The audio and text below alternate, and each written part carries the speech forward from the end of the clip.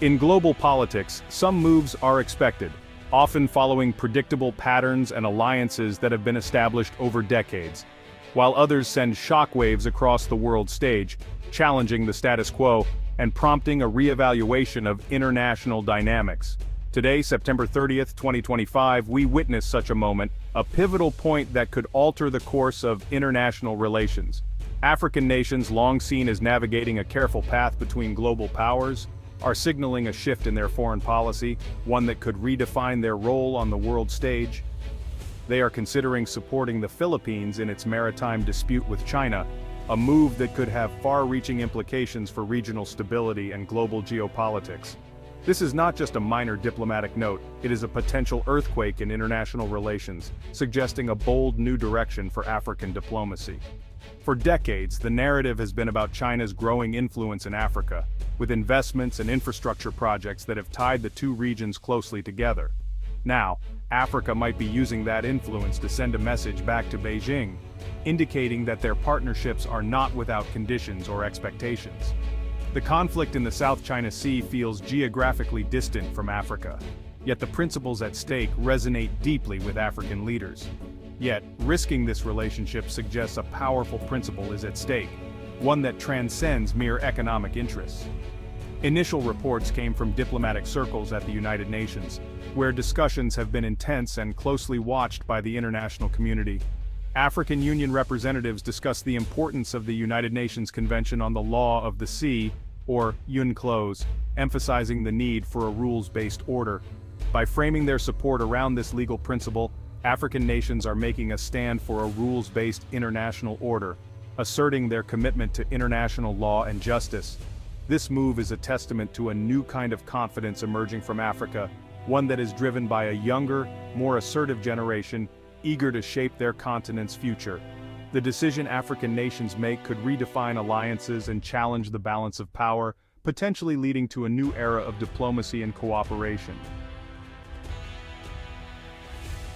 To understand Africa's potential involvement in the South China Sea dispute, we need to first explore the roots and significance of this ongoing conflict, which has far-reaching implications beyond Asia. At its core, the South China Sea dispute is about sovereignty, resources, and the rules that govern international waters. Understanding these elements is crucial to grasping why so many nations are invested in the outcome.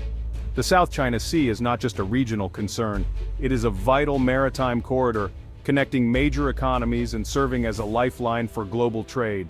Over one-third of the world's shipping passes through these waters each year, making it one of the busiest and most strategic sea routes on the planet. The area is also believed to be rich in oil, natural gas, and abundant fisheries, further increasing its value. Several countries, including Vietnam, Malaysia, Brunei, Taiwan, and the Philippines, have overlapping claims.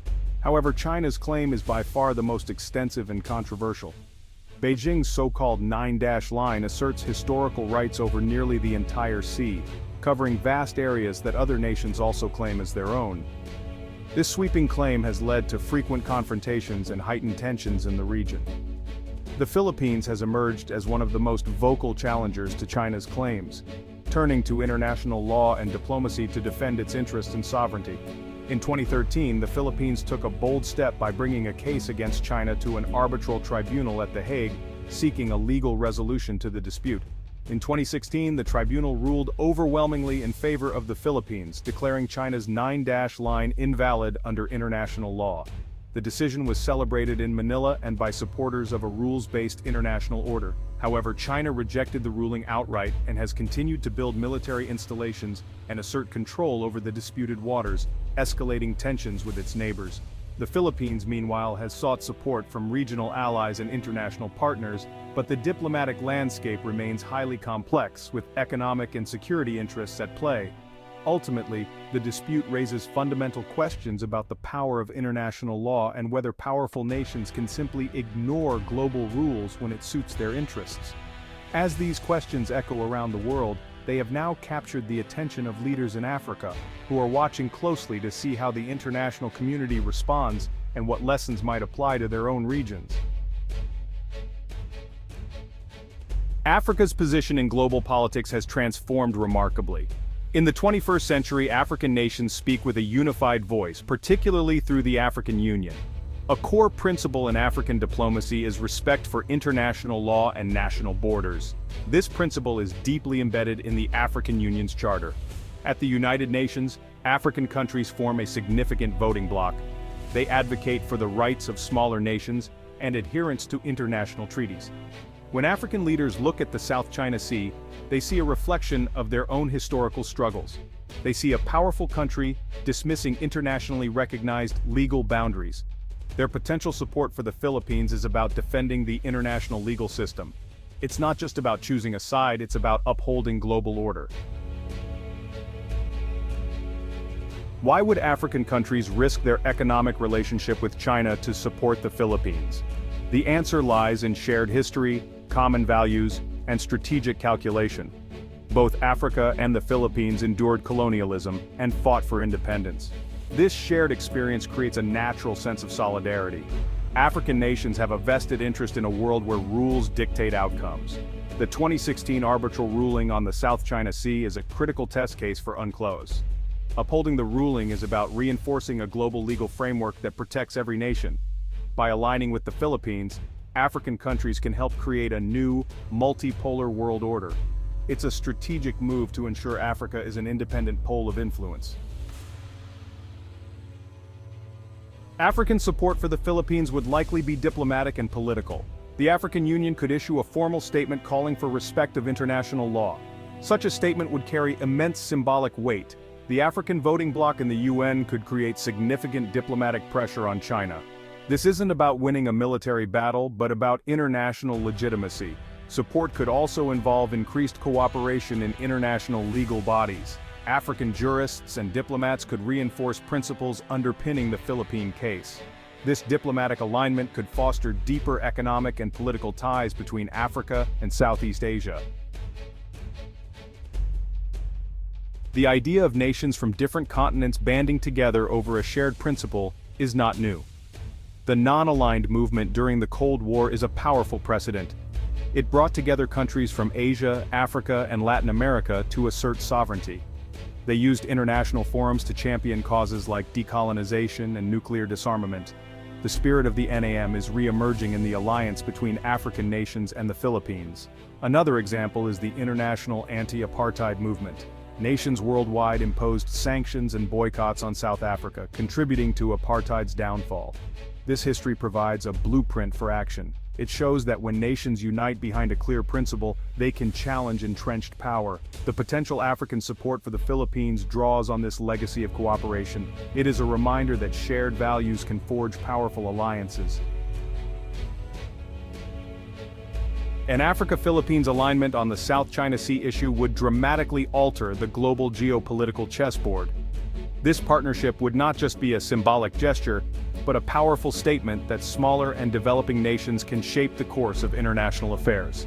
By joining forces, Africa and the Philippines would send a clear message that their voices matter in the ongoing debate over sovereignty, maritime rights, and the future of the region. Such an alliance would introduce a new and unpredictable variable into the already tense US-China rivalry, making the global landscape even more complex and dynamic. The world would witness a shift in alliances as countries reconsider their positions and strategies in response to this unexpected coalition. For China, this would represent a significant diplomatic setback, undermining its efforts to expand influence and maintain unity among developing nations. If African nations were to side against China, it would seriously damage China's carefully crafted narrative as a champion of the global South and a leader of the developing world.